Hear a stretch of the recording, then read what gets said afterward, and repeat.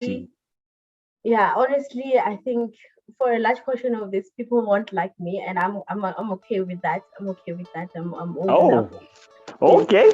know that. I think that the rather the investment should be in basic education. It's a privilege to go to university, and I'll tell you why.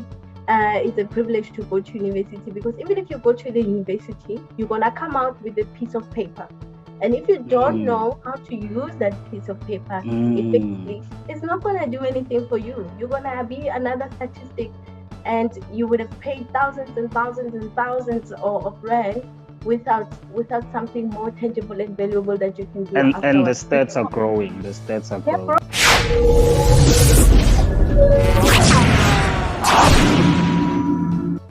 Hi, Palesa, are you here? Hi. How are you?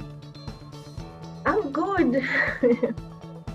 I'm also good. I'm trying some new technology more because I'm not used to doing these Zoom things. So now, like last week, make it record a phone only to discover Zoom meetings unrecorded phone. So my laptop is now our server that's recording this thing. That's why you see every 3 participants when there's actually only there's double me essentially. Okay, W, it's okay. It's a double me. How are you though? Are you good? Yeah, I'm good. I'm good. It's a Tuesday, like a Monday, but it's okay. And I actually thought things would have eased down a bit. No. It's just because one of my staff is like booked off. So yeah, now we are left managing her loads between like two of us, and so it's a bit difficult. It's a bit hectic. Super, but we've been trying to organize this for a while. And it's just a matter of, it's your busyness. Your schedule is super packed because of all the things that you do. Can blame me. Let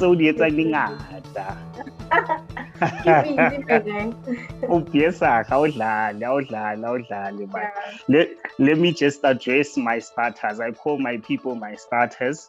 You know how, I don't know if you're familiar with McG's podcast and so where he calls his people the chillers. No. You academics or something else. You need to be in tune. You need to be in tune with what's happening in the streets. The youth culture. I will try to get with the program. So we've actually never had an interview on this platform before. So we are allowed to diddle and make a few flops, Usually I would just ask people, bring a video where you feel you're at your peak, you are most powerful, you're using your voice as a voice of influence, but not with the guest that I have today. She was like, no ways, let's do things a little different. Let's, approach it in a way where we have a conversation, then I can sieve out as much as I can from her. And well, I agreed. And after trial and error, months and months of trying, and we are finally here. Yo, how are you, Doc? Can I call you Doc? Yeah, you can call me Doc. Because people don't know that to me, you're just pali, but yeah, So I've got Dr. Palesa Natasha Mothapo here with us, the end queen. Hey, and I want to hear this story about being the Joshi queen. I'm not even sure if I'm pronouncing it correctly, but I'm very interested in hearing that story. I went through your resume, or profile, as it were, and damn, there's so many things going on there. Hey, when I say women on top, these are the type of women I'm talking about, the person that's in front of me. So having gone through that, let me just give a synopsis of who we are dealing with today. So Palesa is currently the head postdoctoral research support at Stellenbosch University. She's also an alumnus of Stellenbosch University, where you did your MSc and BSc, your honors and your BSc, right? Mm-hmm. Over and above that, you went to California Davis, University of California Davis. How do you pronounce it? Davis, yeah. California Davis. where you did a certificate, right? Then you also went, is it UP? Yeah, University of Pretoria.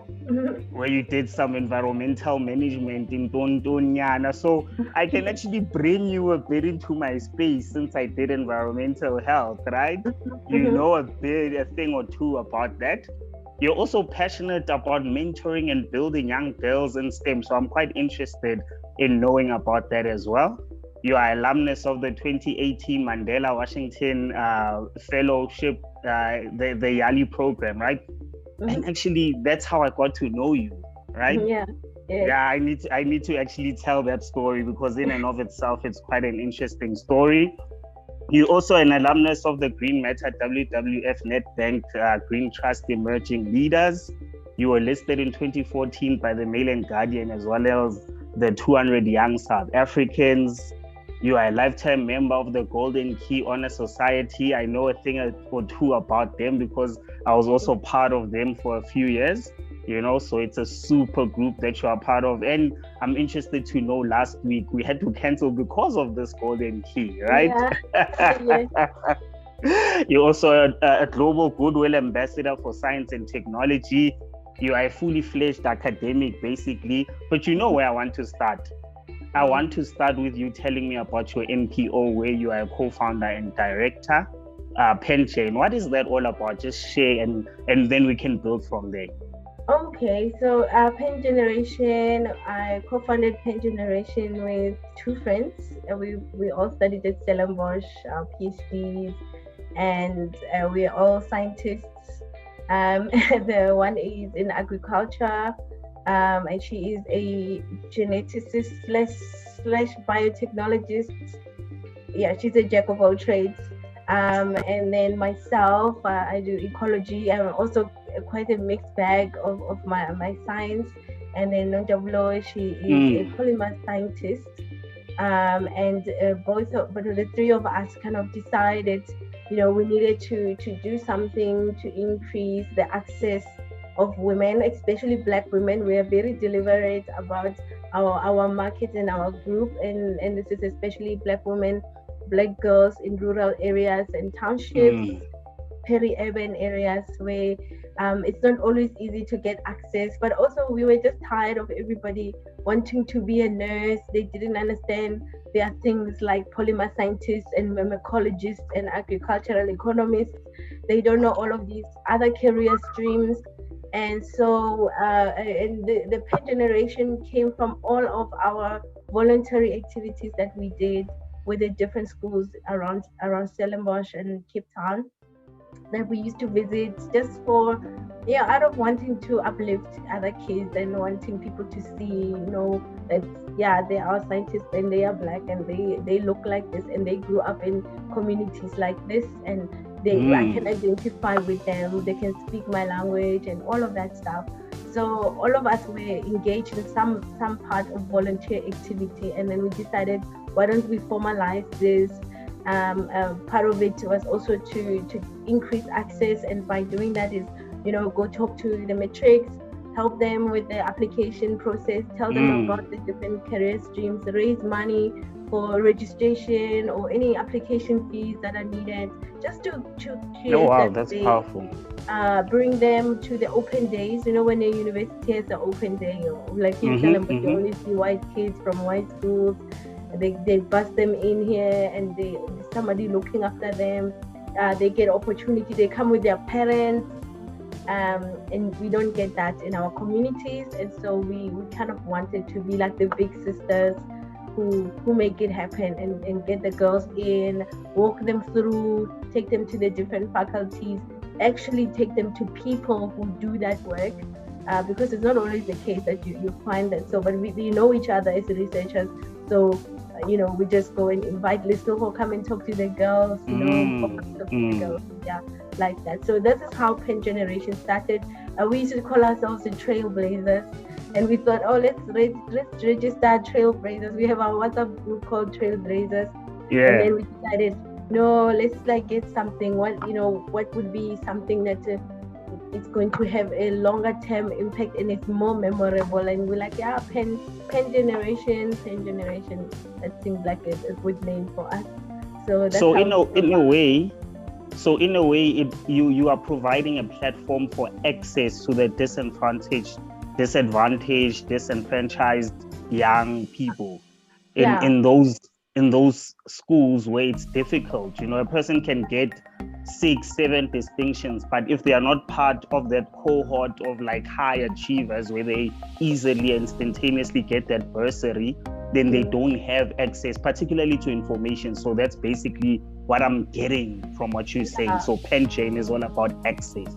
Yeah, and retention and post-graduation success, because we started with the retention and the postgraduate success, because we started first with students that were in the university that we were teaching at undergrad. I mean, I used to get in Stellenbosch, I think just because of Stellenbosch, we have very few Black students that would come to Stellenbosch or study in our fields. And, when you see them in the first year class and they see you, they're so excited. They're like, oh my God, like my lecturer is Black. Wow. So when they don't know my name and they try to come find me and they be like, wait, she's the Black one and she's short. Short, yeah. So they will remember all of those things. And so we decided, okay, how do we get these kids to stay? How do we stop them from failing undergrad, and to get them really good marks and make sure to get them into postgraduate education, and even there to make sure they graduate and with a higher degree, PhD, master's or something, and then help them to transition out of the academic environment. And it started there, right, pulling through the numbers, because universities just count heads. So we try to create kind of systematic a flow for the students, just to be there. That's all it takes, just to be there for someone, help them even read their work or help them prepare for an exam, etc.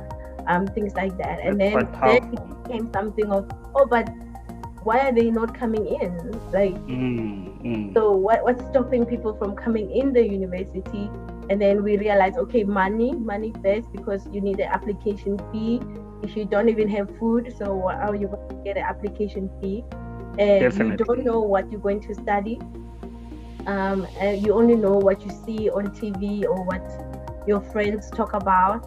And you actually don't know that there is a career. Like, there is actually a career in some other fields that you've never heard about. That engineering and is not just like a big pool of streams of careers in just engineering. So people don't know about that. And how do you prepare already from grade 8 until grade 10 and grade 12? By the time you do your subject choice selection, and then by the time you do your matric, how do you make that your subject choice relates to something that you want to get into and study in that particular field, or pursue a particular career? And then obviously careers also change. When you are in undergrad, you realize, but actually these are my strong points. You learn you're more about yourself at university as well. So these are my strong points, and then we kind of talk to them and you expose them, make them speak to people. When international researchers come, we make sure, like, you've got to meet this guy from Italy who does this and this, just for exposure to show you that there's a wealth of careers out there.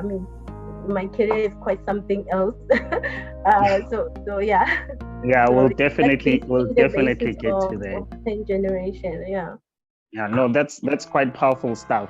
I hear you now talking about international, come and meet this person from Italy and so on. And since I've known you, I've seen that you are a bit well-traveled, right? And that's the power of education. People somehow downplay the power of education these days. And it's a powerful tool that can get you places and that can get you to experience the world, right? But one of the key ways in which that you traveled was through that Mandela Fellowship Washington program, right? And that's where now I want to just dive a bit into how I got to meet you, right? Or at least got to interact with you and engage you and just communicate with you, right? So I had been shortlisted for the 2019 one, right? And I didn't know where to start in terms of, because I knew after shortlisting it's the interviews, right? And yes, we've attended interviews, we know the setup, but if you don't know specifically where you're going, then you might have a bit of a challenge. Okay? So I went to where the Yali, can I say, headquarters, the UNISA campus. I went there, I got a guy there, and then I'm like, I've been shortlisted for this thing, but I don't know where to start. So I think where I should start is through consulting. So do you have like a pool of alumni that actually attended or have been a part of this program? And can you believe that your name was the first name that came up, right? She gave me your contacts, for real. She gave me your contacts and two other people. Other people, meaning your name was key because you're also the first person I called. And you literally outlined what the program was about, how I should prepare, what I'm likely to face and encounter. And from there, I was drawn to your mind and your leadership style. So I'm interested to know then, how did you get into this leadership, not necessarily role, but character? You personify leadership in your own right. So how did you get there so that it took you all over the world and you got to experience intelligent minds like that? Yeah. I don't know. First of all, that's a very loaded question. It's super packed, and I'm coming with a lot of them loaded questions today. I have you here. Loaded. Okay, I think for me, was I think from high school. You know, I think a lot of it from high school. Obviously, I was quite a very involved child. In primary school, and in my high school, I went to Northview High, which is in Highlands North. And I was a very involved person in school. I tried to do a lot of the societies and everything, and really drawn with my teachers. So I think because I like to learn a lot, I like to observe people, especially if I like something about a person. I like to observe them and how they do things and try to emulate some of it or incorporate it into my character. So I also don't like to change a lot. I don't like to not be myself. So I like to take those things and mold them into myself. Like, I'm quite a outward person, and you know, my students always find it hard, especially if I have to be strict with them, because you know, like my guy, but then when I have to be serious, and I'm serious, and then it's like, but you kind of create a space for switch people up. You create a space for people to access you and everything like that. I think a lot of that came maybe my matric year. I started to think, okay, you know, we're growing up, we need to do things a little bit differently, and I don't know what's gonna go on with my career, like what am I going to university, all of those things. And then when I got into Stellenbosch and I arrived here, and there were like very little Black people, very little. And at the time when I started, we were like less than 1% of the student population. So it means that every single Black person, we knew each other. Like even the senior students that were here that also came through the same recruitment program as us. I think they came in '98, and I was here in 2001. I'm old. You don't look it, by the way. You don't look it. Can I just jump on the bandwagon of the population of Black people? What would you say now the ballpark is in terms of stats right now compared to like that 1%? Ne? 10%, around 10 to 20%. I mean, like not like colored Indian, not as a grouping, but the colored people I think are still more. Less Indian people, but it's still a small group. Group. Although I'm very happy. I mean, with the progress. It could be much better, but I'm happy with the progress. Having been here for so long, I've been able to see a lot of the transformation. So when I was here, I got involved with a lot of societies. You know, in Stellenbosch, you needed to be 20 students to start a society. Some of them we found in existence, some of them we founded as groups here, like the BSA, Black Students Association, SASCO, the ANC Youth League, and all of those kind of political, the Black Management Forum. So I was very involved with those. But also I come from a dance background. I used to do ballroom dancing. Those community centers. So when I came here, there was a dance club. So I gravitated towards that. And quickly enough, I was already on the committee and started learning from there, like how the system in the university from the inside. Yeah. And also with the BSA, I was on the academic portfolio, and so I started to learn about, the support systems in the university, and that started to really create a buzz with me. I'm not I don't like injustice. So when I see something wrong happening, it doesn't sit well with me until we can find a way to fix it. And that makes me a little bit bold in a way of my approach, a little bit radical also in the way of my approach of I want to fix something. And it's always bothered me that the Black students always, the dropout rate is always high. Always there were protests about the language, and my thing about the language was that, you must show people that you can do well even during that hardship. But regardless of the circumstances. If they remove the hardship, that means you're gonna be super excellent. If you're getting 70s while they're teaching you in Afrikaans, if they remove the Afrikaans, or at least accommodate you, you're gonna get summa cum laude, because obviously you are capable. You're only limited. You're showing evidence that you're only limited by that particular thing. Your ability is restrained or constrained by that thing, which in most cases it was the language. But most of say prat by. It's prat by, yeah. The accent. Yeah. So anyway, a lot of that came from, I think, being forward and being in the front and being the face was because of those things. Like why it's not fair.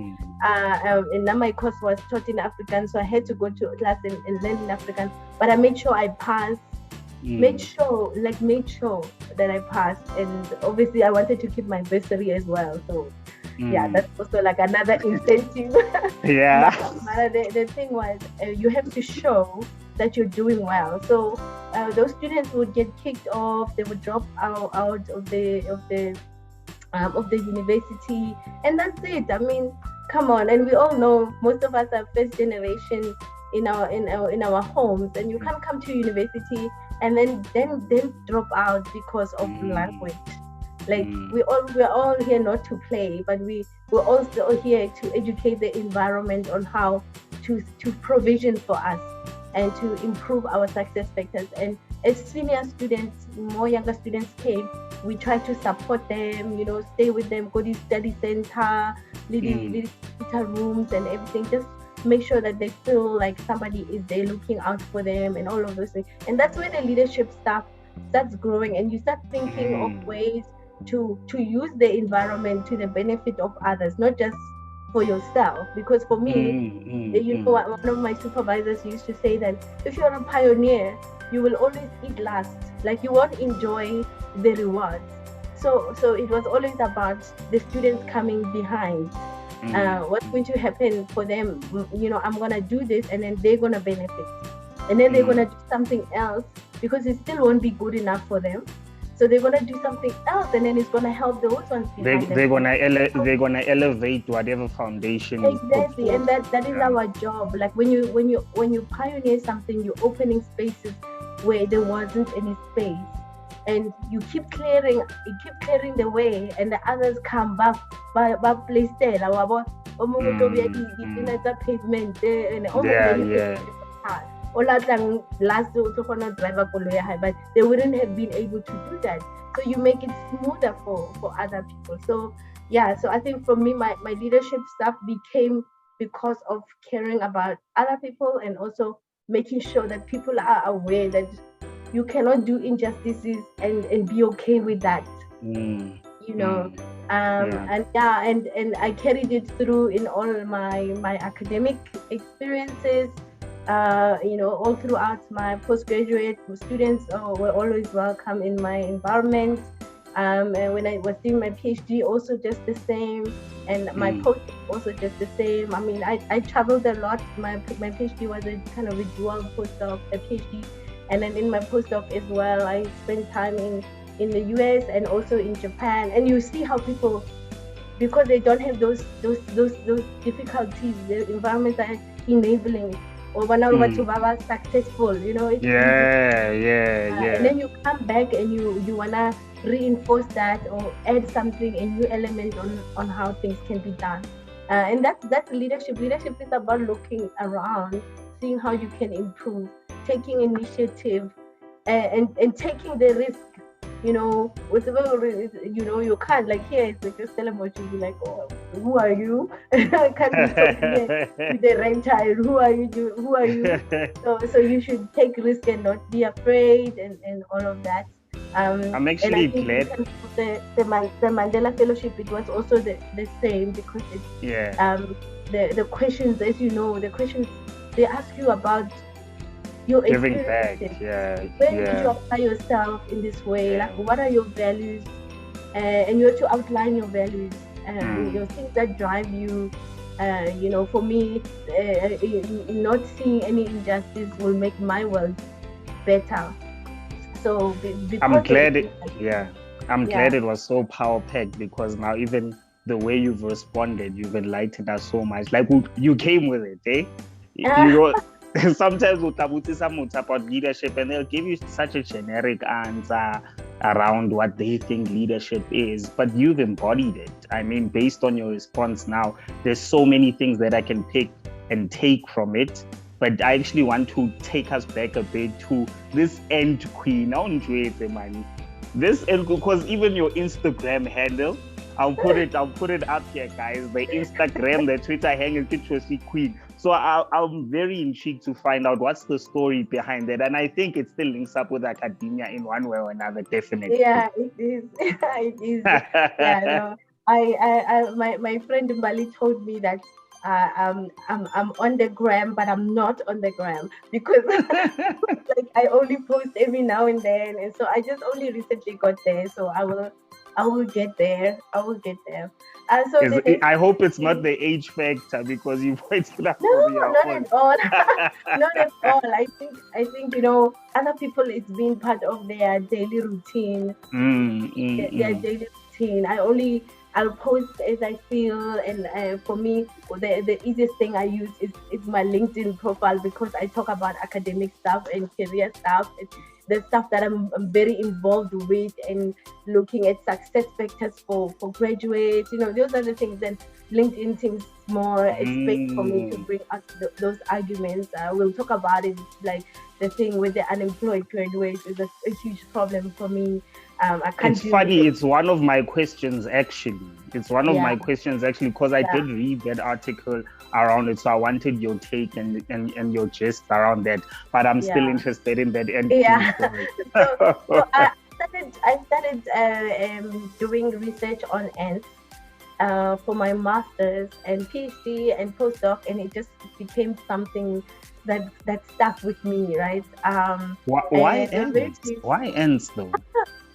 So I changed supervisors after my honors, and my previous supervisor was in insect physiology, and it was a lot of lab work. Like you know,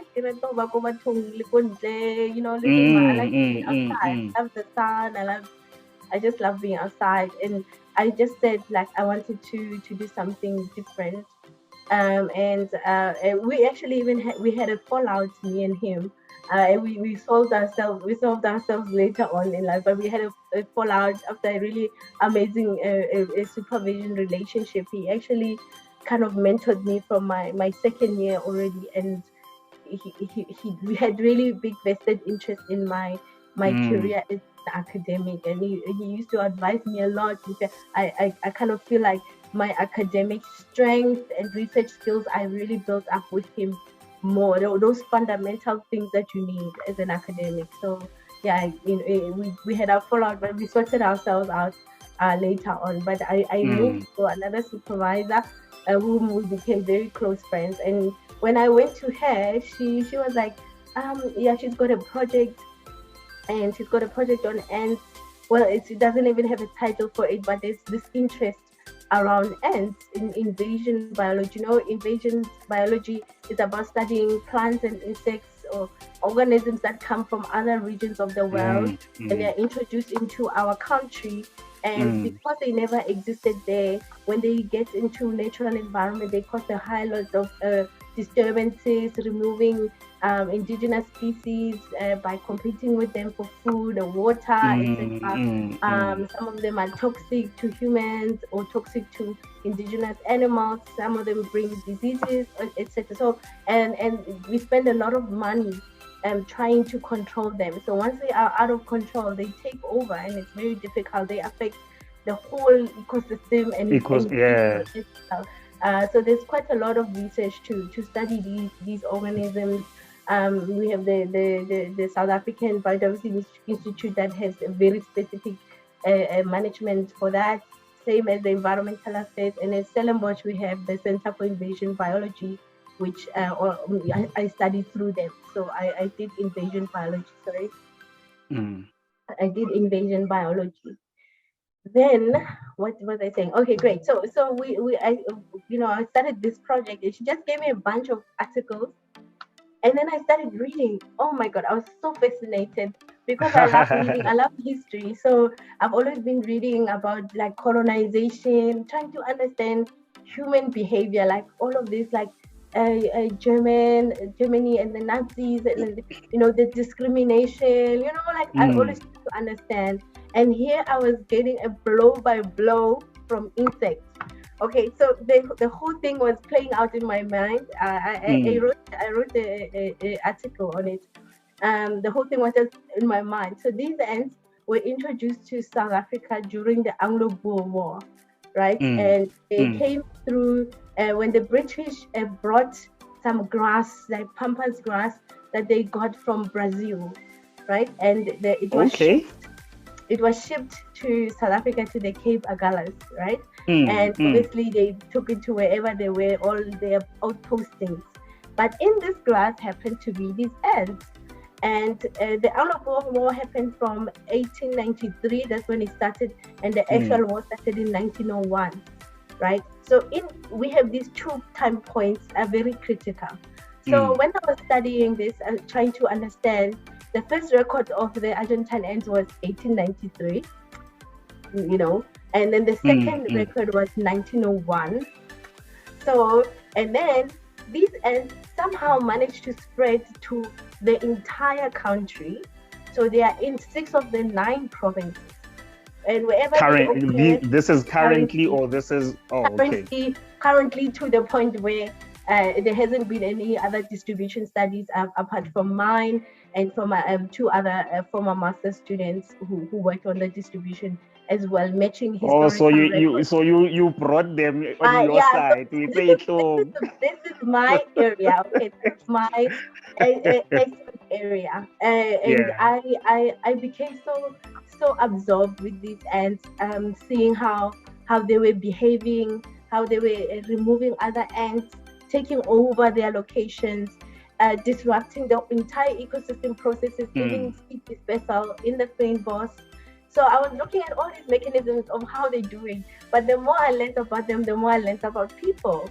I learned also about how ants manage themselves when they get sick, when they get infected with pathogens. Like now we're dealing with the COVID and all the variants of the COVID, and how the ants can actually inoculate themselves sometimes with the pathogens, like we are doing now with immunizing with the ourselves. vaccine. So they do that, and to build up the immunity against future infections.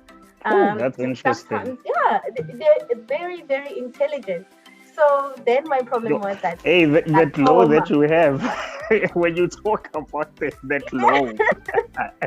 Too much. I was like this about that. Did you know? And people started to take notice also, because they're now going all over the world, going to all these conferences. Everyone's so interested in our research. And then we're all talking about ants. And then I got like lots of awards for the presentations, because I like to make animations, just to show like the pioneer. Everyone wanted to see my presentation. So then it was a thing. And then my brother, always my older brother can be like, yeah, when I Palesa, chochi, like what? So I was like, yeah, can I study chochi? And he kind of coined that chochi queen. And I was making it a thing until I started to be very active on Facebook, like, and posting things about the research. And then it was like, oh, like chochi queen, and I use it, and then it became a thing. And then I realized that everybody who knows me, not just in academia, even outside academia, always associates me with the ants. And when I was finishing my PhD, there was this New Voices in Science competition. I want to revive it actually for the university. And you young PhDs who are just about to graduate, we get a competition, and you present your thesis in about 5 minutes. There is one kind of format like that, but this one is particularly for Stellenbosch PhD graduate. It was very amazing. You could win 50,000 or something at the time. Wow! Yeah, oh wow! Did you hear how my eyes glowed now? When I get it for one, now. Yeah, it's very important. Hey? It's very important. Yeah. So that's one of the things to encourage it. Yeah. So after that, then I was on the radio. They wanted to know about this and what am I talking about? Because I always match them with people and human behavior. And I realized that there's a lot that we do that is parallel, that we can actually learn from the ants. And there's a lot of research that shows people are learning how to control traffic. They're modeling diseases. They're learning coordination and direction and all of those things. How ants and leadership as well, like the hierarchy of leadership. Yes, the hierarchy, and yeah, and just a more pivotal thing, actually, a more pivotal point is how we as human beings should learn to treat you guys, women, as queens. Yeah, but the ants are all girls. Those are female-run societies. Exactly my point. The males are just there to reproduce and go die. It is so sorry.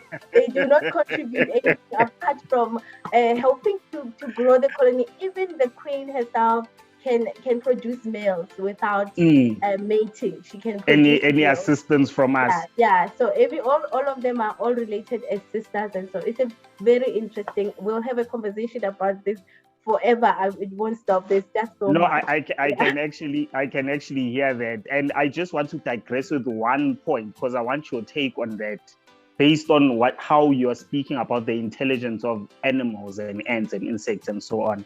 I once heard, or I read it, I'm not sure anymore, where they said basically human beings are the only species that if they were to leave the world would thrive.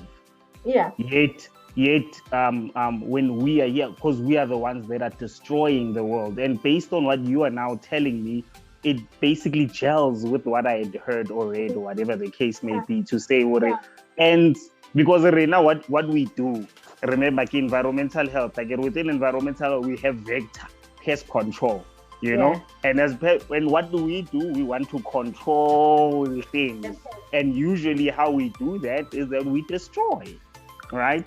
We try to eradicate because they are what we see as a nuisance. So through academia, we get to learn these special characteristics of these animals, and that's just a key attribute that I'm taking away from the fact that, because in my mind I'm like, why study about ants? I mean, really? Everybody's like, how do I kill them? You know? You have to kill them. So now maybe let's get back to us human beings a bit, right? Because you've already touched on a few points that I want us to touch on, but I'd like us to expand a bit more on them, right? Like for example, you spoke about issues of people not having funding, like what you're doing with the NPO, trying to assist young students with issues of funding. And Momzansi, we had issues that fees must fall. We had issues of exclusion into universities. Then there's the issue of access that you are trying to address through your NPO. What's your take around the issues of fees must fall, and how do we really deal with and really close this issue whereby we don't, alienate the Black society? Honestly, I think for a large portion of this, people won't like me, and I'm okay with that. I'm okay with that. I'm old enough. Okay. Know that. I think that the investment should be in basic education. It's a privilege to go to university, and I'll tell you why. It's a privilege to go to university because even if you go to the university, you're gonna come out with a piece of paper, and if you don't know how to use that piece of paper effectively, it's not gonna do anything for you. You're gonna be another statistic, and you would have paid thousands and thousands and thousands of rand without something more tangible and valuable that you can do and the afterwards. stats are growing. The stats are They're growing. growing, and I'll tell you why. There's a problem with that as well, because it's not all about going to university only. There are colleges, there are all sorts of other avenues that will actually help you faster than the university. And I the love TVET colleges and then yes, I love university education. I am an academic, and I'm proud of that. And I am proud of the university education that the critical skills that I've gained as part of my academic education that comes from a university, much less so applied environment where it's very hands-on, right? If you go to a college with a vocational skill, when you come out, you can make 100 rand same day, right? True, actually. School, you can make 200 rand the same day, or small investments, then you're baking, and then tomorrow you are generating income for yourself, right? There's all sorts of opportunities. So first of all, I'm gonna say that yes, I was affected with the fees must fall, and I understand because we have been ingrained with this whole idea of we all need to go to university in order for us to become successful. And obviously nobody has the funding. We understand South Africa. The plight is real. The opportunities of our parents. We still have first generation graduates in 2021. We still have people who are first people to go to university. And some of it is systematic things, historical things that have blocked and have brought those slow progress to our people. And we're talking about Black people here. Black people in the villages, in the townships, everywhere, who still struggle today, who still 100%. Understand that, okay, we need to go to the university, but nobody's working at home. It's more costly at university, and the state obviously is not going to be able to support every single one. There's also a bracket around this fees that and there's also another thing, which is there must be a value proportion for someone. Yes, free education is great, but there must be a value proposition here at the university level. Just imagine now, it's easy. I just get in. I don't have to pay any university fees. I get in. The infrastructure is there, but we need to pay the lecturers. The state won't be able to create a budget to pay every single lecturer. The universities generate income from the fees of the students in order to pay the staff and to maintain the university itself. And they use donors. The staff has to do research. Research has to bring in subsidy funds, which contribute back to maintaining the infrastructure of the university and to also supporting in terms of funding. The state brings in money that they subsidize the university for graduating certain number of students within a year, and they get that, and that money comes back to the university. Now think about it. So it's a cycle, man. Yeah, nobody's paying school fees. So go crèche, arna crèche. Okay, let's say we have kids. Arna crèche, kibula crèche yaka is free. I have to feed those kids. I have to make sure I have medicines. I have to make sure the premises are clean. I have to make sure they have educational tools. I have to make sure they have 3 times a day they eat a meal plus snacks, and they are ready when their parents come to. I need to make sure I wash their clothes and nappies and whatever it is that's gonna make the environment healthy. And I need to do that with staff, right? And in addition to that, you also have to keep capacitating yourself and capacitating your staff. And if you are stifled by issues of money, then you can't even become creative as to how to really focus on your kids, right? No, you can't. So I actually see the analogy. For those young ones, yes, the government should put every school must have a lab, must have these resources. It mustn't be a need the anymore. It might Porsche, yeah. be things that are already available, because if we put everyone on par at the basic level, then we are fine. Then we are fine. Whether you go to university, that is now the privilege of it all. You can still apply for your funding. You can still do a loan and increase your likelihood of getting a job. But at least put everyone on the same starting level from basic education. That is my case.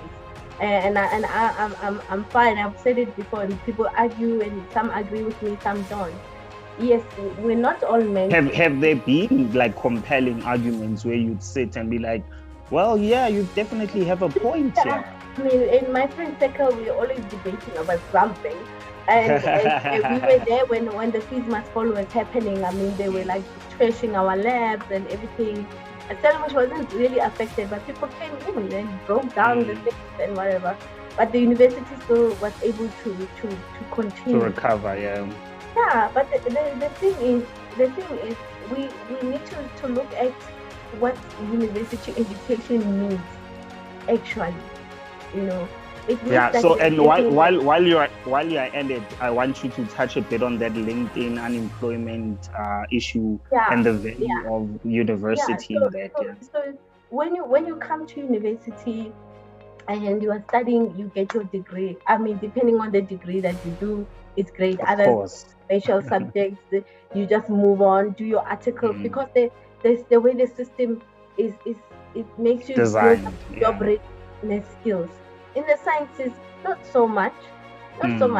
You do your degree, or you know all the theory in your degree. You know, you're learning evolution and all evolution, everything, community ecology, you're doing some mathematics, bio there, some physics there, etc. And then you get your degree. That degree, you don't know how you're gonna apply it immediately when you leave the university.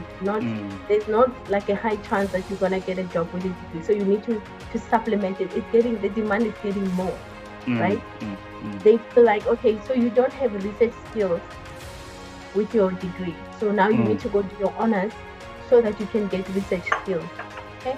You get research skills that are training you to become an academic. And not everyone is going to become an academic, right? True. I wanted to be a professor, and I'll tell you, I wanted to be a professor. So I pursued this thing with all my, like I was deeply immersed, and I didn't mind because I was going to be a professor. So I was molding myself into the environment, utilizing every resource and skill to make sure that I stand out as an academic. When I teach, I'm there. When I do statistics, I'm there. When I do this, I'm there. When I present, I'm there. So to be an academic. But everyone is learning to be an academic, whether they're going to be one or not. Now you leave, wonderful. Maybe you get employed at Sunday, you get an internship there, wonderful, great for you. Now you get workplace experience. One of the things is that even when you're doing that, you don't know, for example, about the environmental laws. You did because you went to a technical college, right? UJ, environmental health is like technical, more applied. Yeah. It's more applied because we have that experiential learning sessions. You do your Zuma year, you spend a year working somewhere. Other science students don't have that. The students who are doing conservation up there, University of Pretoria, Cape Peninsula Technology, they go and do their 1 year in a conservation area, and they learn and they apply themselves. They build a job readiness skill. The university graduate doesn't get that. So would it be better for you to come to the university or to go to CPUT? Where you are learning. I mean, if you knew what you're gonna get out and where you wanted to go, if my dream was to get a job as soon as possible, I will go there where I know that they will put me go conservation area. I will do my 1 year ranger, what and then they will employ me. I'll be so good. I'll make sure I'm so good when I get there that they're gonna be compelled. They can pick up your potential. They'll pick up my potential. But here we don't have that. We still have people coming out with a PhD at home today. with their PhD 3 to 4 to 5 years without work. And, you know what? I need to pat myself on the back, because that was another question I was going to ask you, to say, what's your take in relation to someone who studies like from their undergraduate up until PhD level versus someone, say like me, who did my undergraduate, then got that work experience, then did the postgraduate, part-time, right? Yeah, until my master's level. Yeah, no, I don't think there's anything wrong with that choice. I mean, I did that. But the challenges are more, right? The challenges if are you're more not when into academia. You didn't. You did, like, people are more averse to employ you if you don't have the job readiness skills and you have a PhD. You're gonna cost them money. I mean, I'll tell you a little bit later on. But if you are doing that long way, go straight through it. You need to learn to go and teach yourself. You must show that you are continuously learning.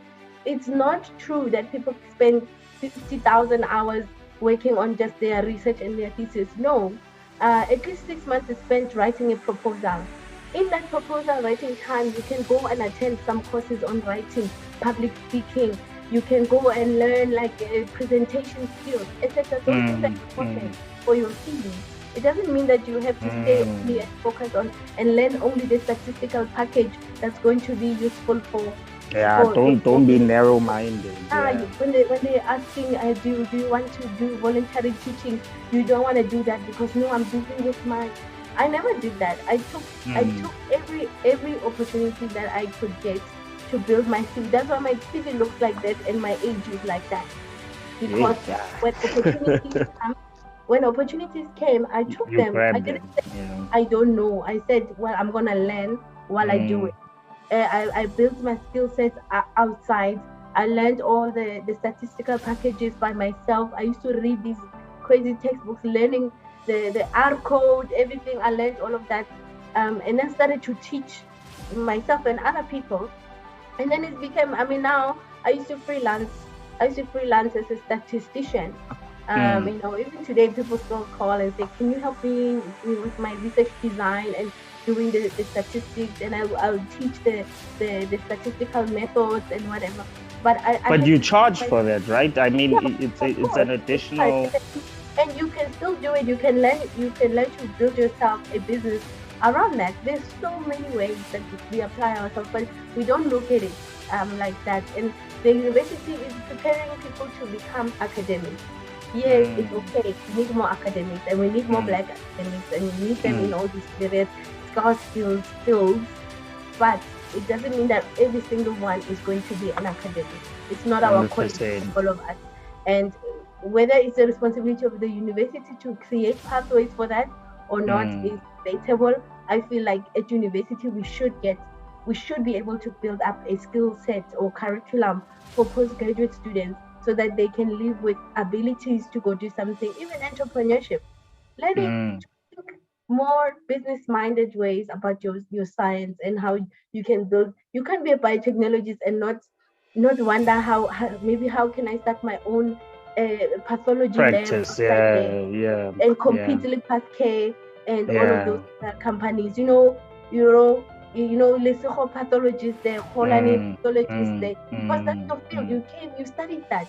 You just need the infrastructure, and then you know how to do. If your specialist area is genetic testing or genetics, that's wonderful. How many people want DNA tests? You can help the police with their crime stuff that they need the DNA testing for, and you have a facility for that. That's your business. You're solving a problem. There's not enough supply, and people are not thinking more business-minded about it. I'm trying a lot here. And that's actually a good point, Palesa, because, Doc, I said today you are Doc. That's a good point, Doc, because now, people think academics don't make money. They think academics, they just stifle to being a senior lecturer or just climbing the ladder within the area of expertise that you are in, or now in that institution, or just hopping from one institution to another so that your notch actually goes up. Until there are so many business entrepreneurial opportunities for you based on whatever skill set that you build. Just like you're saying, right? Yeah. You need to actually build that particular skill set on your side, you know, which is very key. Yeah. Which is very key. And it shows a lot why now we're having so many unemployed graduates. Of course, the latest statistic was showing that it's at 22% or 22%, I think, for graduates. Unemployment is 22%. So it's and lower. But that's still high. It's still high. Oh, general. That, like, like 22. Even think about that when I come out with your degree after all that money, after owing the bank, only to sit, you know, and then you're still not gonna get a job. And I think, you know, and we need to be very honest about it. I think we are all like, and it's wonderful. We should be very proud of our degrees, but if we glamorize it, we must glamorize it in such a way that people understand how much hard work it is. It's not easy to be a PhD. Let me tell you, it's not an easy thing. And then to come out of there and not get a job, and then have to, I mean, for me, it was like, I thought, Black woman, you know, the cum-laude, publication. Hey guys, when I was introducing Doc, I forgot to mention Gili cum-laude. Yo, what an injustice! What an injustice! Gili cum-laude, man. Yeah, people must take you serious. Oh, okay. Sorry, I interjected. I remember the I mean, I was thinking, so I was like, yes, I was pumped, né? I'm like, yes, they're gonna sweep me up. Okay, no job. Like, started applying. I had my son, the same year I graduated my PhD. So then I was like, yes, baby, done. Okay, let's go. We're gonna get a job. Nothing. I'm applying everywhere. The ones that call me are like, oh, Shem, you're not a good fit for the department. Like, you know, you don't fit, whatever. Oh no, the candidate, they always choose their own, which is great. I don't complain about that, but I considered myself. But what about people that need to get into the pool? You know? Like, why am I not being picked up? What is the issue? So I did a postdoc, right? So from 2014 until 2016, I did my first postdoc. And in that postdoc, I was like, okay, 1 year, and I need to publish, I need to do this, and then I need to apply. I was still on the professor, right? So okay, it's important to do the postdoc. So what are we gonna do? We need to have an international network. We build an international network, and then I got involved in this collaborative project, and we got like a big grant, right? So I was coordinating other researchers on the continent. We were like a team of 5, two guys from Nigeria, a lady from Ivory Coast, another from Uganda, and myself. And then they decided, the leadership qualities. Yeah, they're gonna make me their team leader, team coordinator. So we did this project, massive success. I'm thinking, yes, now I've got this thing. I'm gonna be successful. Next, I apply. The jobs are not coming. So I started to realize there is a problem. I said there is a problem. The country is saying they don't have Black women. They don't have Black women PhDs. The staff component is less than 34% of staff with a PhD. And those staff components, if there's only 34%, and you have a target of 6,000 PhDs per year, how on earth are you going to do that if you can't supervise a PhD without one when you don't have one? You can't be a supervisor of a PhD when you don't have a PhD yourself. So how is that going to work? And then the university and the government introduced this NGAP program that time, and they were taking people who want to be masters. But why? Because the people with a PhD are here. Like, what do you mean? Then you get somebody got masters and then they do a PhD. You know, they get a job. But they're already in the system, yeah. And a PhD is not easy to do. You already don't have time. So the people don't finish. They spend years in there. So now I'm getting like all disillusioned about this, and then the collaborators started to invite me overseas. So I was all over. I was hardly in the country. I can't remember spending Well more than traveled, I said. yeah. And so I have been in Japan, spent a lot of time there, and in the US, and then I was like learning a lot of things like about industry. I even changed my research projects in my postdoc, the last 4 years of my postdoc, and completely different. And then I'm like, okay, but I don't want to go overseas. And I got some offers, and I love being with my family. Although I live in Stellenbosch, I haven't lived with them, but I just don't want to be like you want to be close, completely though. unreachable. And my parents were older, and I was just feeling like it's gonna go too much. And I don't know if that maybe set myself back or whatever, but sometimes you block your own things in a weird way. But I thought I was doing the right thing. It was a good choice. I don't regret it. It was a good choice. But then I was stuck or start a job, right? Everyone feels outside. Mama Palesa, oh, go the news, oh, go the news, whatever. This I want. The misconception. I'm like, I don't have a job. Like, I don't have a job.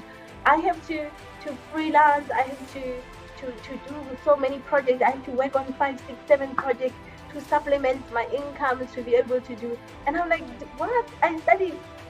I got my PhD. It's like 6 years after I got my PhD, and I don't have a formal. You are still struggling, job. Like I don't have a formal job, and with all the skill sets that I've built around myself, so it shows you there's such a challenge, because when you went to industry, they're like, you're too academic. You kind of fit more the academic people. The turnover rate is very low, so you get a job, you can stay in your job until you are 80 because you will be emeritus. So that is a long-term commitment in academia. So the turnover rate is too low. So now you sit there on a little skills and you feel like, hi guys, what's wrong with me? And then I realized, okay, but so it's the education, and then the industry doesn't understand how absorbing a person like me is going to improve their own processes, because PhDs generally don't have job skills so that are recognizable when you come right out of the university. Let alone do a postdoc. For me, like 6 years in a postdoc. So they always feel like, oh, you're strong academic. And lucky for me, I got my current job, and I feel like it was just the perfect. I've prepared for it for decades without thinking about that this is going to be the job that I'm going to end up more than the professor job I was dreaming about. And what was it that was driving me to make impact, to make a difference? And this is a position where I can actually make that difference, inform policy, talk about the challenges, whatever. I'm more in an informed way, because I understand I've walked the entire journey. I know that the PhDs are frustrated at home without their job, without the job, that no one's saying. I can recognize that, instead of just saying, you live at the PhD, that time and we shouldn't be full of pride about it. It's the truth. Like you are sitting there at home thinking, oh, what the hell, how am I gonna do this, because I don't even have money. At December 8th, your stipend is finished. Everybody they think you have money, you've made it in life, and it's not true. And we can be extremely successful. It's just that the environments don't recognize the kind of value that they stifle you a bit. Yes, and so this is what I'm trying to do, and educate people about the value of someone with a PhD in an organization, and also to teach the people with a PhD, go and be an entrepreneur. You are the best of the best in your field. I want you to preach that. I want you to preach. No one has that knowledge. You've played a part in creating something that never existed before. That is the PhD. You plucked out information from nowhere and created knowledge, and we can apply it in many things. It didn't exist before. That is a powerful, and I think people need to actually acknowledge how powerful that is. It's not just going there and getting the red cap, and unless you were not an involved student. unless you were helped to think, unless you really your hand was held. Or Someone you are said, "Would you doing it like to for answer?" status and Yes, I to wanna, just be that's the seen problem. as And you will reveal yourself. No, that's you will see. You always know. You will always know someone whose hand was held or someone who participated in the creation of knowledge. You carry yourself different. And so yeah, and I think that the big issue is people don't know how to take in the PhD, how to support them, etc., and how to bring them in. Like, we want to participate in the economy, and people need to be allowed that. And people are there coming out with their fake degrees, and you're like, oh my God, everybody,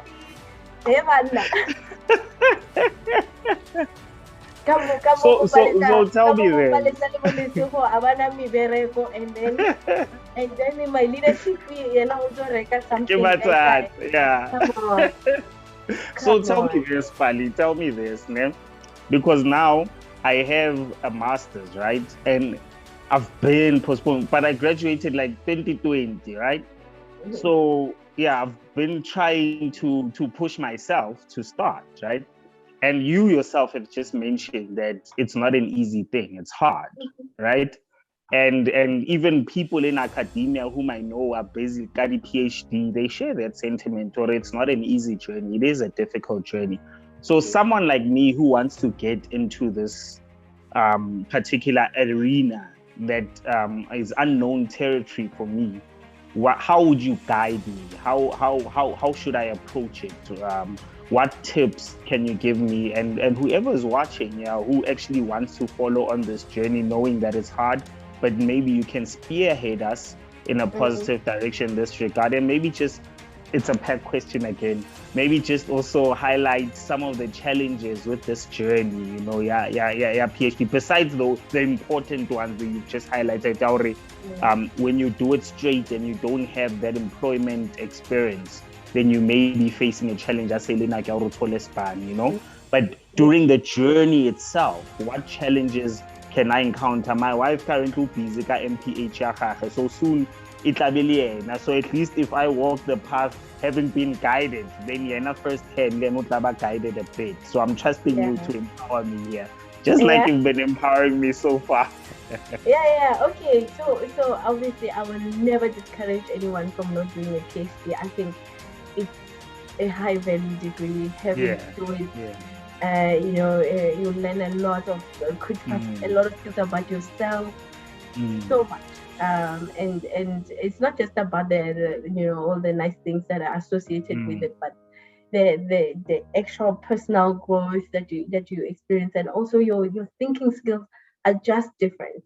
I always tell the PhD students that I supervise that when you have your PhD, I can plug you into any environment and you should be able to thrive there. Because you're a knowledge finder, you're a knowledge creator. You identify gaps and you come with solutions. And that's what your research should be about, bringing a solution. And for a person who's already working, it's better to do your research on something that you are daily involved in. Try to improve a process in your work environment using a research focus through your PhD. Improve that work process, or identify something that is related to what you do, so that it's part of your everyday. It doesn't feel removed. The problem why people take so many years is because they're doing, busy environmental health, whatever. Maybe you're looking at whatever monitoring and certification for the mortuary. I don't know, guys. I know my brother does this. It's a gist of he's just telling me a small part, waste management, certifications, etc. But then maybe you want to profile the waste management processes and how to improve that.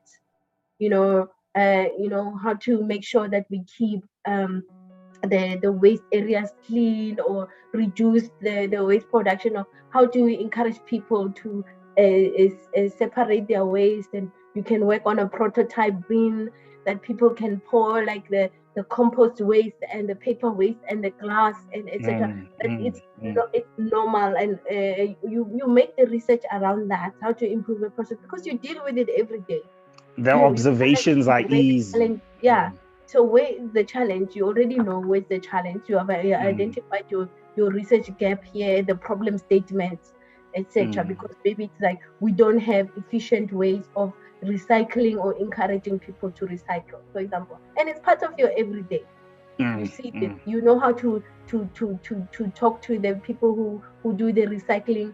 You know to talk to people who go pick it up, and all of them. What are the challenges that they are facing?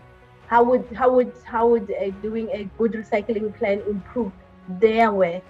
And reduce their time that side and cost that side of dealing improve the productivity. Yeah. Exactly. Yeah. So that is something that you do every day. Make it part of something that you do every day. If you're working for government and your every day is working for Department of Education and you're looking at the service delivery of textbooks to school, and you are trying to find a way to make sure that schools receive this all at the same time. You understand where are the blockages in the system, and you want to identify those things. It's part of your every day. It's not going to take anything far away from you, and whatever you do is going to come back to contribute to the workplace. And that's how the employer will also support that, the benefit, because the benefit comes back to the environment. So it's not a loss. So now you can't come here and then you want to come study ants for your PhD. Yeah. You know how much that to read the literature, just to understand all the names of the different ants that you have to use. If you're not even passionate about it, it's like me, I'll be coming there, this ant, what did you see this one? And then so I just like looking at me with those eyes like, like there she comes. I get that you don't want to see me. Back. Yeah, like, the queen is back. She's gonna be telling me about the ant number, what. And meanwhile I just wanna be done. Yeah. And once you do that, you see, I love talking about my ants. I don't work every day with my ants anymore because of my job. But it's something that I'm passionate about. It's like part of me. Like I can't walk outside and not see some ants. Like it's a part of me. It's part of my life. So that's how you do something that I'm passionate about. The reason why you chose environmental health is something that you love. So you should focus on finding areas of research in those things that you love. To improve it, the processes for where you are working and to contribute knowledge to the thing that you love. So try and follow your passion. That's what they mean. To do and enjoy. It's never gonna bore you. Follow your passion. Very when important. When things go wrong, you're gonna find ways to correct. You're gonna find ways to troubleshoot.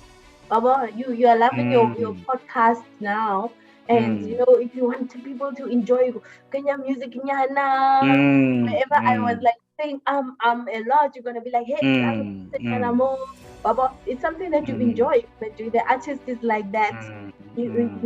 Something goes wrong with the painting, they'll be more creative in finding a solution to circumvent that problem. 100%. Even if it feels like it's getting hard, you're gonna come back with something tomorrow, Mama.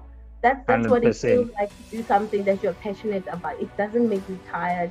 You're always very creative, thinking about it. You wanna talk about it and all of that. Yeah. Okay, so that's the first step. Follow your passion. So what are some of the practical things now? If not now I want to do my PhD, I identify an area. That's what you've touched on, right? And the area I need to be passionate about it. But what then is next? Katie, identify what then is next for me, and what's the road ahead, right? Yeah. So you identify an area you want to study, you want to focus on that. You must find a mentor, and it's very important to find the right mentor. I mean, I told you I had a fallout with my former supervisor. Even though we fixed our problems. Years later, you say. There's a lot of challenges that can happen if you get the wrong person. Your personalities don't fit, the work styles don't fit, everything. Interview the person, interview their students, talk to them. Ask them how many students they graduated, how long did it take them to graduate this student, what kind of supportive systems, what is their communication style. And it's like a relationship. The whole day, all the time, It's not gonna be nice. You must understand them when they try to correct you. So it needs to be something that you are like, this is the person I'm willing to work with, because you understand that your likelihood of success is going to be high. You're not gonna drop out. You're not gonna be frustrated and have mental problems. I mean, there are people who are getting mental problems. There are people who are really bad, and we should not lie about that. There are people who are really bad who cannot supervise. They need training to supervise students or support students, and they really cause a lot of mental problems. It's never a one directional thing. Especially with the supervisor, it's never one directional thing. So, and you need to put your needs first, and they need to understand you're working. If you're working, you need to be very, very strict with your time. I mean, your wife will need to understand it's research time, Saturday, Sunday, until you are done. And once you identify the supervisor and you're somebody that you want to work with, then you really need to start making, I'm advising a lot of people to do that, which is the individual development plan. And with your individual development plan, you really want to outline what you're going to do in the next 3 years of a PhD. It's like a project management. Look at it like a project management exercise. Okay, so you know the timelines, you know your budgets in terms of the cost of doing your project, the time investment that you need to do. You know what are the outputs that are required from you. The support. Yes, you need your thesis out. That's your output. You need some publications out. You need to attend conferences, and etc. Whatever else that you agree with your supervisor as part of the output. You also want to learn additional skills. But as a working person, it's not necessary. For a person who's 100% at the university in their PhD full time, they will need to identify other skill sets that they need to spend time on. Go and learn project management and financial management, personal, whatever, public speaking, all of those, you need to learn them. Really understanding the environmental laws, etc. As part of your education in your PhD, right? And you list those things in your individual development plan. We did this also for the Mandela Fellowship thing, and you map out each of your years. What do you need to be doing in year one? So year one includes a proposal. So you will write a proposal. Normally universities give you 3 months. So from February until April, you are writing. Only 3? Yes. Hey, man, I could have sworn they give you like 6. It's not 3. Do you want to do a 5-year PhD? I want to. But don't they like give you like 6 months for the proposal? It's not. You need to spend. No. Well, we don't. I don't know about other universities, but we don't. Yeah. Months. So the standard is 3 months. Yeah, okay. The standard must be high. So in 3 months, you need to have a proposal. And you need to present your proposal to the department. And then the department needs to approve your proposal. And sometimes for those ones that have to do the registration after the proposal is approved, it's like that. If it's not, you have to go back to the drawing board. If it is, you register. But for us, you can register and do your proposal. You can keep working on your proposal if they reject it at the department level or correct it. Often they will say we accept it with corrections, and then you make the corrections that are suggested. Okay. Then you have to outline your research. What do you need to do? How much data you need to collect? Where are you going to collect the data? And for how long? So most people start their data collection, if it's not seasonal stuff, they start from May and they collect their data. For me, what works and what works with my students is every chapter, you do the experiment related to that chapter, you write it up. Okay, unless they depend on each other, you have the data sets. But you do the experiment, you finish the experiment, you analyze the data, you write. The next experiment, do the experiment, analyze the data, you write. So we start writing the PhD the moment we start with the experiment. We don't wait until year number 3 to start writing the thesis. No. So we write and we send up for publication. That's why we get our students publish a lot, because That is the style that we are using. And in some departments in Stellenbosch, you can't graduate if you didn't publish. You can't get a degree. Yeah, if you didn't publish. Yeah, no, the standard is high indeed. Yeah. So you don't go there and then like year number 3, you're still writing a chapter 1, chapter 2, whatever, putting the thesis together, hoping to publish after you've now done your thesis. No. So you publish as you go. I think University of Pretoria also does it in some of the departments that you don't do that. So when you have a plan and you have an idea of how they want you to work, I mean, one might say give us that thesis at the end. So chapter 1 up till chapter 4, all of it at the end. The one who might be like me, I want every publication for every time you finish your experiment, we are writing. Finish experiment, we are writing, unless things are dependent on each other.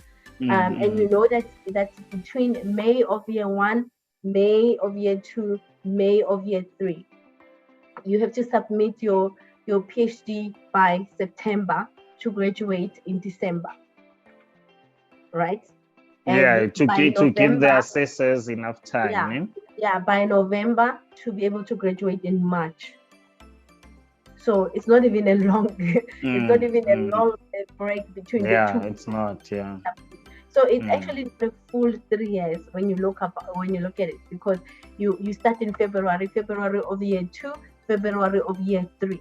So that's 2 years and a few months, maybe 6 months, and then you have to submit. So you have to be done with your thesis and everything in that time. So that's how you have to. If you look at the project management principle and look at your PhD as a project, then you're definitely guaranteed to succeed. And it's your responsibility to make sure it's successful, not your supervisor. If my students don't come to me, I'm not chasing them. I promise you, I'm not chasing. The majority of supervisors do that. Yes. I used to set my appointments with my supervisor. I used to make sure I came and she was not, it's not her field, what I'm doing. So I'm the one who was kept coming to educate her with all this new knowledge. So I needed to make as many times to see her and to be able to discuss things that I was seeing that were interesting. And she's now interested, wanting to learn, to ask the right questions, to help me to, fine-tune my work.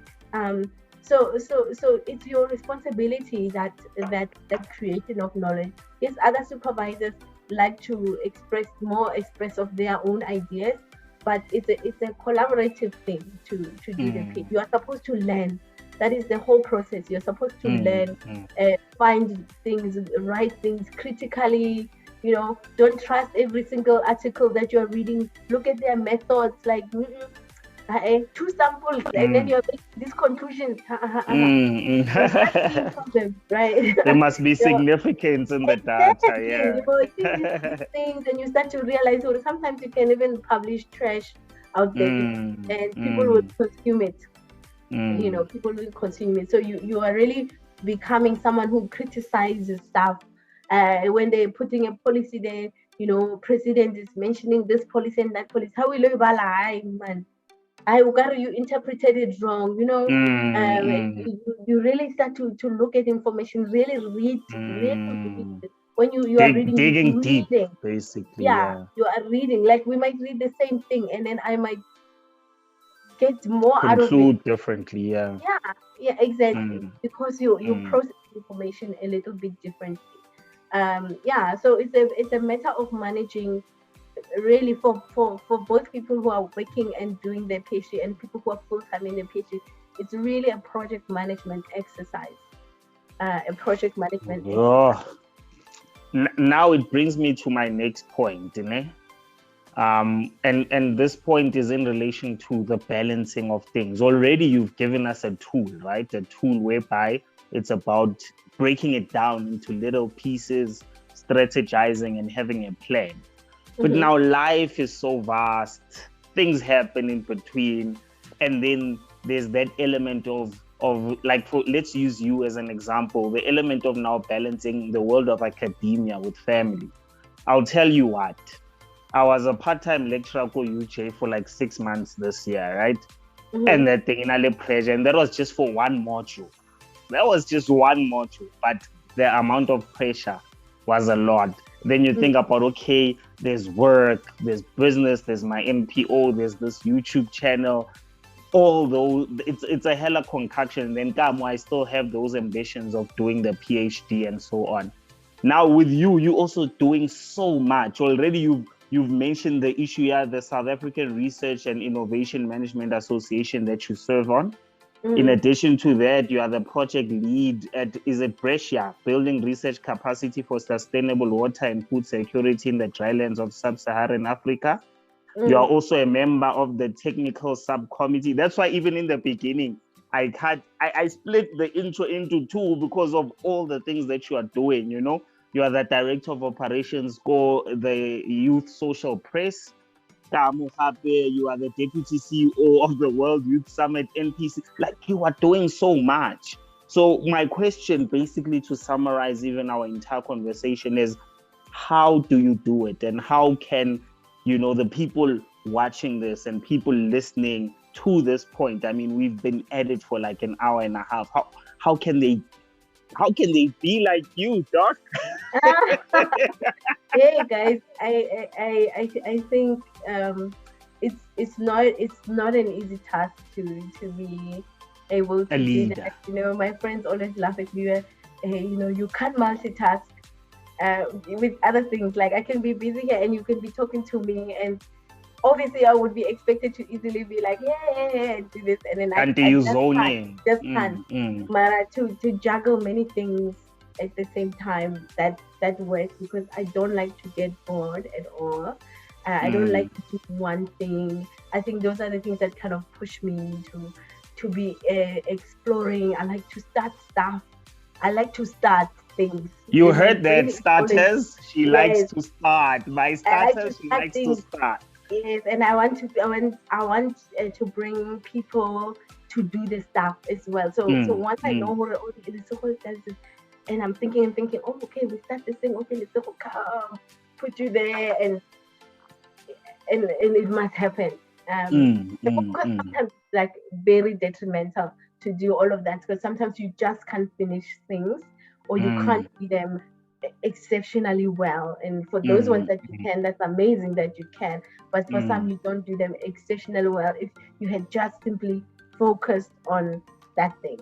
But I am a startup, and I like to put people in the spaces where they can be the ones strategically move with it. Sometimes if people are not on the same mind frame as you, they don't get it, and then that thing doesn't succeed. So I have to come in and do my thing and pull it. So in a lot of the situations, I'm pulling things that I started, and just to make sure that the thing is established and going ahead. But it does affect the time that you have with your family. Like I said, for me, learning to do all of this stuff, doing so many things at the same time. So, I was on a postdoc stipend, and I have 2 kids, and I'm raising them by myself. So, and they need to go to school, they need to do my stipend was too little. So I needed to do all of these projects to bring extra income to be able to have a comfortable life while I was doing my postdoc, and my kids don't suffer, so that I could do the things I like to do. But it meant that because of that situation, I had to learn to balance my time, have a little time with them, make sure they don't miss me too much while I'm here. I take them, I go with them to the lab, I went with them to the field. Like, that's how we spend our time. But making sure that I'm able to pull in the things that I need to finish while I'm still having them around me. So that was the real drive behind me doing a million things at the same time. But then it became really essential later on to immerse myself in a lot of environments in order to grow myself in my career, and even now in the career I've transitioned to. And also you get invited a lot. I think when people see you and they see value in you, and they want to involve you with something, and those things are short term. Just like you were invited here. Just like I was invited here, and you just make a little time for that thing. Most of them don't take up the whole day. We meet once a week or once a month or whatever, and we make big decisions, and then we carry them out. And there are people who do those things on the ground, and we are on the leadership, and that's the nice thing about being on the leadership is, yes, you gather the right people so that they can do your work, and equip them to carry the work and share the vision with them so that they're able to run with it, even when you can't. So yeah, and I'm not gonna say that it's easy to multitask and do all of those things. It can affect your It's time with your not. family. Yeah. When I was traveling, I've had to leave my kids with my family for long periods without me. And it's the sacrifices that we made sometimes that we don't. But if you are a full family or you're two of you, obviously it's so much better. Yeah, Uh, slightly easier. Much better that you have the support system. When it's your turn, it's your turn. When it's the other one's turn, it's their turn. And we are both studying. We have to help each other out. So for me, unfortunately, it wasn't the case. And I think for all the single moms out there know that it's not an easy thing. And for me, I always feel like my kids must know that to make things happen, you need to work. Like to pursue that dream, it's not easy. It doesn't come cheap, and you need to make sacrifices in order to get there. If you want to live that life, you got to make some sacrifices and put in the work so that you can live 100%. that life. So I need to do that 100%. with them. Yes, they have to sacrifice some of their nice stuff of playing with money 24/7. But they also It comes at a understand that price. It it's a comes at a price. price. Yeah, Yeah. it's a price. Yeah, yeah. Yeah. If I don't do the things I have to do, Mm. they don't get the things that they want.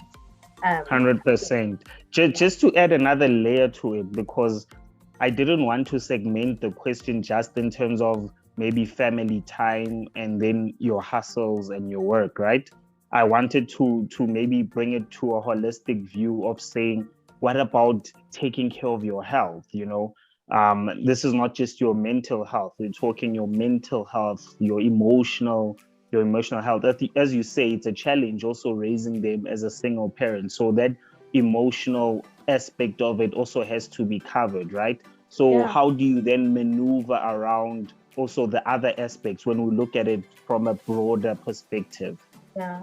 I think I've been a very, very good in compartmentalizing my life. Really good. For a long time. It's like family time, work time, travel time, friends time. Like compartments for everything. And That's key. when you are in that compartment, you kind of handle the feeling of that time. When I'm working, you live in the moment, essentially. Yeah, like that's it. And when I'm at work, but I'm just like that, busy. But I really learned a lot now. In fact, a lot more of myself during this COVID. In fact, from last year, when I had to be at home with my kids all day for 4 months, trying to teach them. And I've been meeting people going first year and going on this citizen science stuff, going to the school. And I realized, you know what? You teach other kids, other parents, the children from other people much easier than you do yours. Yeah, that's true. Crazy expectations. Like my son was struggling, and when he was struggling, I was like, couldn't understand why he's struggling. And but it's 1 + 1. And he's in grade 1, and he's on his phone, and there's no pressure like that. And I can't understand when we're doing schoolwork, he's disinterested because our mommy, we never had to do that kind of thing. It's always like homework time, right? I will finish it. And now mommy has to teach you. Now, like, you can't marry the two people, and now mommy's getting impatient, and now we're not gonna, I spend a lot of time apologizing. Then I realized I'm not as patient as I thought. I'm patient. I'm not at all. And then I started to notice that I'm actually impatient in general, even at work. So if you don't do the thing that we agreed on and you didn't do it well, guess what? I've been doing it. I'm far ahead of you because I see it, I know it, and if you don't do it when we agree, I'm gonna take it and do it. And is that right as a person who's leading somebody? No, it's not, because it means that I have not even trusted you enough to do the thing. It's like that old adage where, sorry to interject, ne? It's like that old adage where they say, "Or if you want something done right, do it yourself."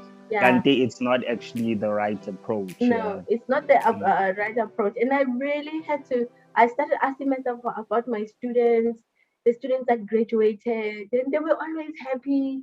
They know I'm strict, but they also know that I'm nice. I spend time with them, and I thought that like my patience with them was truly there. But it was because they just wanted to perform, and like, I must like appreciate them. They're performing, they're doing well, and I was just thinking, yo, my guy, I hope you're not gonna take those things from me, because it means that I'm actually loading myself with a lot, and that I'm not allowing people, I'm not delegating, I'm not doing all of those things, and those things really can affect you, the way you do. I started to get very sick at the beginning of this year, and I realized it's because of like you really don't give yourself a break, and some of my like Samaya, we are going moving, Samathola massage, man, eat out only one, read a book, Yeah, and honestly, I really thought, wow, like I needed to take a lot more better care of myself, like and I remember telling one of the ladies on my staff, and we were talking about this, and then I said, if something happens to you, we're gonna find someone like tomorrow. That's true. Facts. Miss you. We will miss you, and we will find someone we will have a replacement for even for me that's pulling myself left, right, and center. They will find someone tomorrow, because even my position is most important, there needs to be somebody there immediately. Immediately needs to be somebody. So and that was that, and I was like, okay, fine. I'm advising her for something I need to actually take a lot of advice for myself, for yourself as well. 100%. Yeah, so I've been trying very hard to be very deliberate about things. Delegating, very important, especially if you're in a leadership position.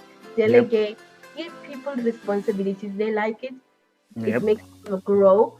And it's important. And they want to prove something to themselves and to you as well. Like they want to impress you. They want to stand out. They want to show you they are the team. They see you.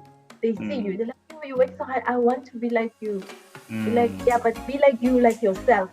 Okay, this is your new responsibility. And people do and make decisions and stuff. So I think for me it was quite a learning curve, and to start taking a lot more care, a lot more self-care, a lot more time away. Sometimes if in the past I would have been so frustrated that I haven't looked at my email, and my emails are piling up, and I don't want, and that thing stresses me, and I'm gonna sit on my email. Before I know it, it's 8 p.m. Did I make dinner? All of those things. So you realize it's very easy to neglect other parts of your life, for the price of being, excellent and being perceived as excellent. And excellent these days means many different things. Looking after it's yourself relative, is excellent. Caring about your well-being is excellent, and we need to prioritize that a lot. 100%. Yo, Pali, doc. I've taken almost 2 hours of your time, and I appreciate it so much. I hope last week when we were trying, and in your voice note, you're like, you need 100% of my attention. I think you gave me 150%. And I appreciate it so much, because I've drawn so much inspiration from you, all the hard work that you do, but also the fact that you are able to compactualize all those different segments of your life, so that you live a more balanced life, and people can learn a lot from that. To say, that when we see you out there, all we're seeing is a superwoman. She can do anything and everything, But the truth is, you are human, just like the rest of us. It's just a matter of, you are not subpar. You are just above par. You are just pure excellence. And I'm glad that you've given me the opportunity to just put you on this platform. And even if it reaches 10, 20 people, I'd be very happy, because there's so much that we spoke about. I mean, we spoke about issues of, if you want to go further and do your postdoctorate, your PhD, we literally broke down the steps for the next person. So all they need to do is go interview the stamp, so the time stamp at the 35th minute or whatever, they are discussing this. and then that person will for that, someone who wants to go into academia, sometimes they think it's all easy, it's not as pressureful, all you do is wake up, prepare a presentation and go lecture it. Until they don't know the setting of assessments, the marking, running the entire program, especially being a departmental head as you are, right? We spoke about issues of employment, unemployment, and how it's not all about university and tertiary education at university. There are other vehicles, your TVET colleges and other private colleges that people can then learn from, Then you inspired us with all your achievements and your energy, your glow when you talk about even the So all those key elements are key lessons and so much more. We spoke for so long and I appreciate it so much. And because of you, I'm actually going to start diving in this type of format because I had a lot of fun. And I learned a lot.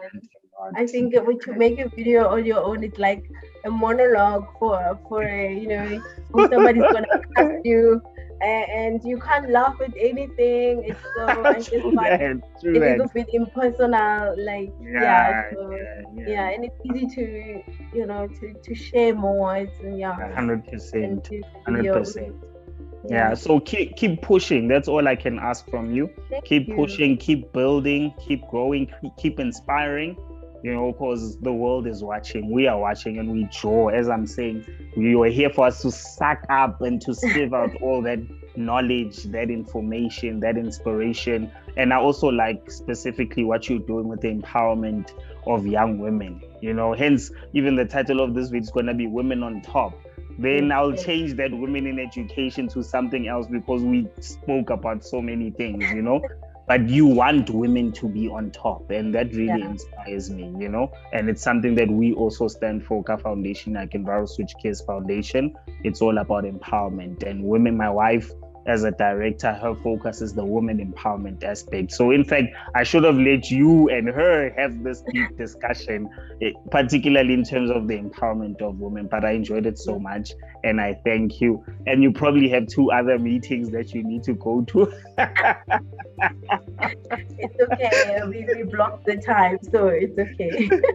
Yeah. So I thank you so much, Bali. Keep pushing. Thank you for inviting me and for the questions, and thank you. It's been a good You're welcome. Cheers, eh? Okay, cheers. All right, bye. All right, bye.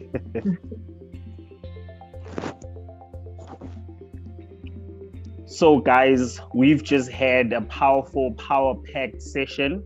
I hope you've learned and you've drawn that inspiration. I'm looking forward to having similar discussions with like-minded people. We need to start. Not today, not tomorrow, but today. We need to start right now. We need to build, we need to capacitate, we need to empower, we need to learn from each other. It's not just, it's not just about you sitting here listening to what we've spoken about for the 2 hours, right? You need to use it. You need to capacitate yourself. You need to build on what was spoken upon, and then you need to make up your own mind, because indeed it starts with you. Cheers.